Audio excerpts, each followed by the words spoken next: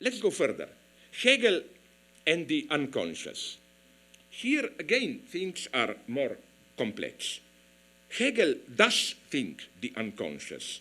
He has his own, even very precise notion of the unconscious, but the Hegelian unconscious is totally opposed to the Freudian unconscious. It is the transcendental universal form of what I am doing as opposed to the immediate particular content, which is the focus of my conscious attention. To take the most elementary, it's so ridiculously simple example, you know, from the very beginning of phenomenology, not Vorrede, not Einleitung, but sinnliche Bewusstsein. When I say now, of course I mean consciously this particular moment, but the big Hegelian point, what I say is a universal now, every now. Like the very form of language undermines my literal intention. So Hegel here, in a very almost Lacanian way, explicitly claims that when you have a gap between what somebody literally says and what he wants to say, he uses usually the word meinen, means to say, Meinung, that the truth is in what you say, not in what you want to say or you mean to say.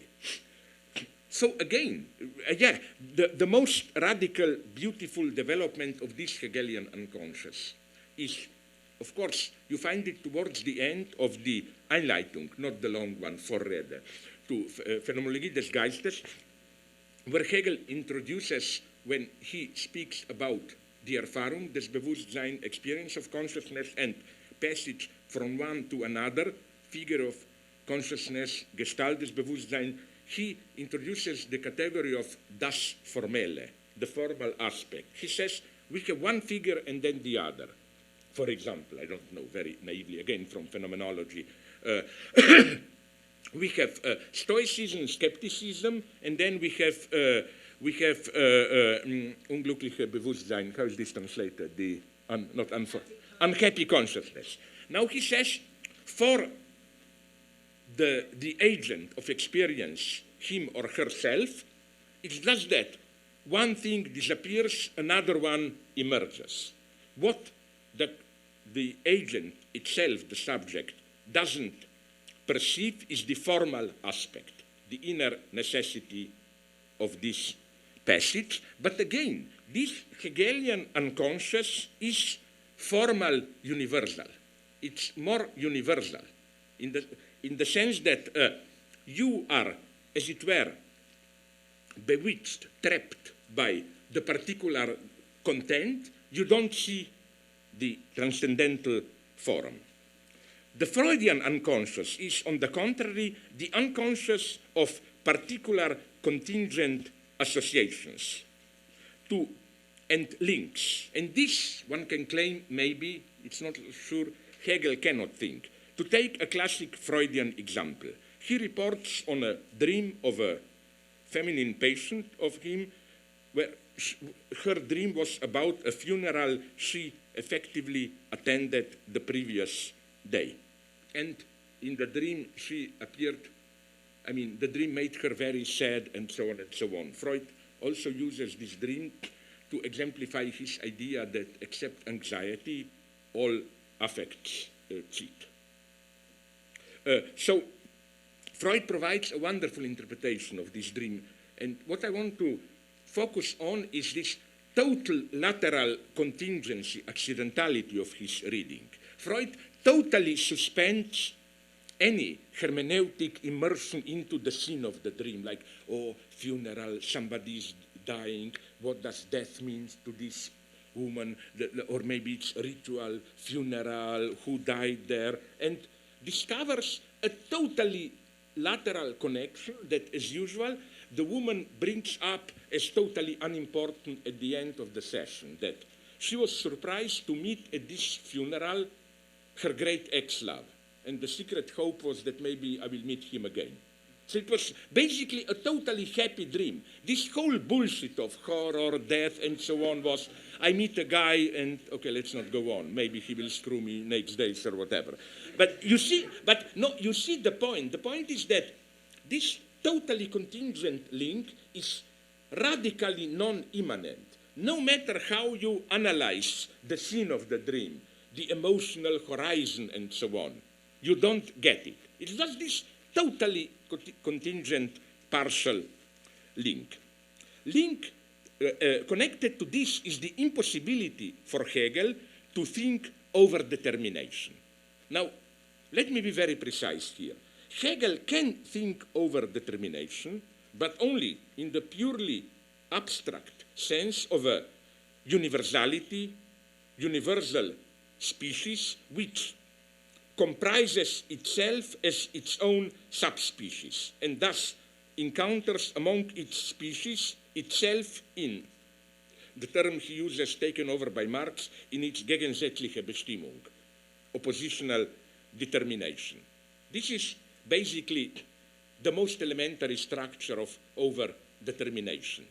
And it's exactly in this sense that, for example, Marx in his introduction to Grundrisse, where he develops this fourfold structure of production, distribution, exchange, consummation, he says that production is doubly inscribed. It's at the same time the species, or rather, okay, the genus encompassing and one of its species, that it's doubly inscribed.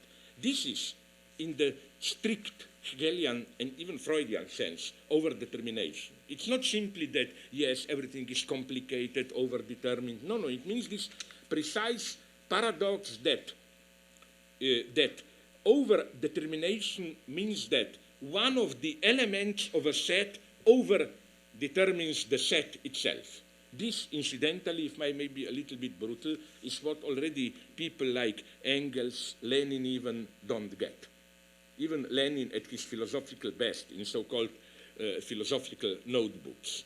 Clearly, there his limit is the notion of Wechselwirkung.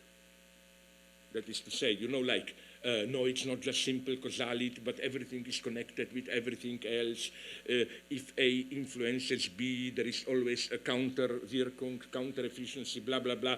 That's not enough. Over-determination means precisely this reflexively redoubled efficiency, where you not only influence B, but you over-influence the very way B influences you back, and so on. So Hegel can think this. But what he cannot think is, again, the complex network of particular links organized along the lines of condensation, displacement, Verdichtung, Verschiebung, and so on. In more general terms, the Hegelian process always deals with the radical, clear cuts, resolutions. What is totally foreign to Hegel, not so much foreign as he would have dismissed it as meaningless, stupid, is the Freudian logic of pragmatic, opportunistic compromises, not in theory, but in the logic of dreams.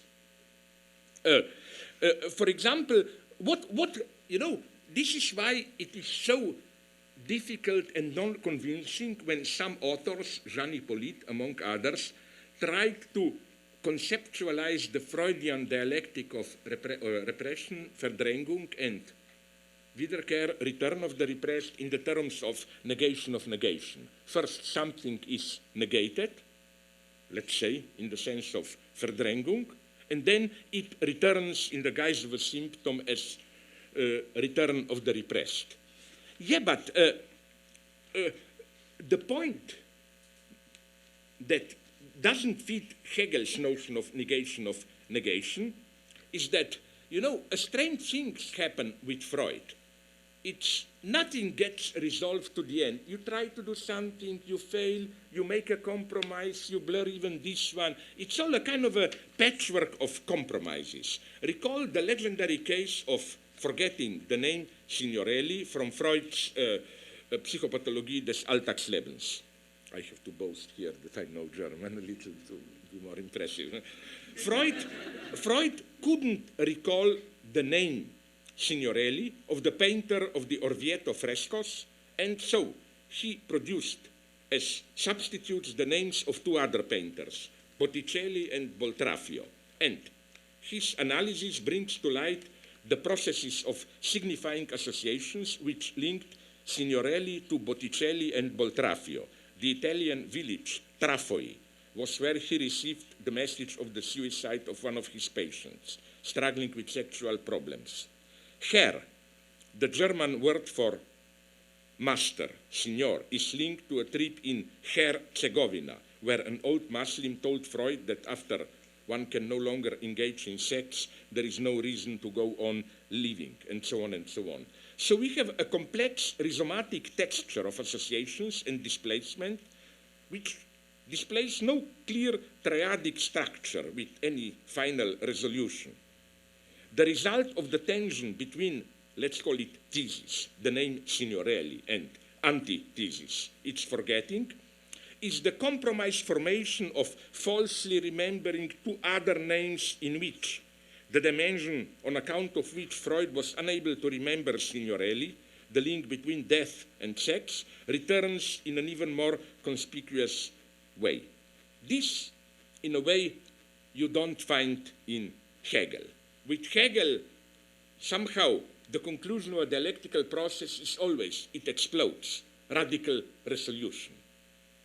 Like, first, like exemplarily, for example, the whole dialectic of modern society, which begins in the chapter on Bildung, formation, education in Phänomenologie des Geistes. It starts with all this first corruption of authentic medieval master, feudal master, and his servant relationship into this flattery of Louis XIV, of Ludwig XIV, and then it goes on through utilitarianism, French Revolutionary Terror, and there it achieves its radical pure form. You get the absolute, as it were, contradiction of self-negating negativity, of reign of terror where every subjectivity is potentially negated, of this mad dance of pure self-destruction.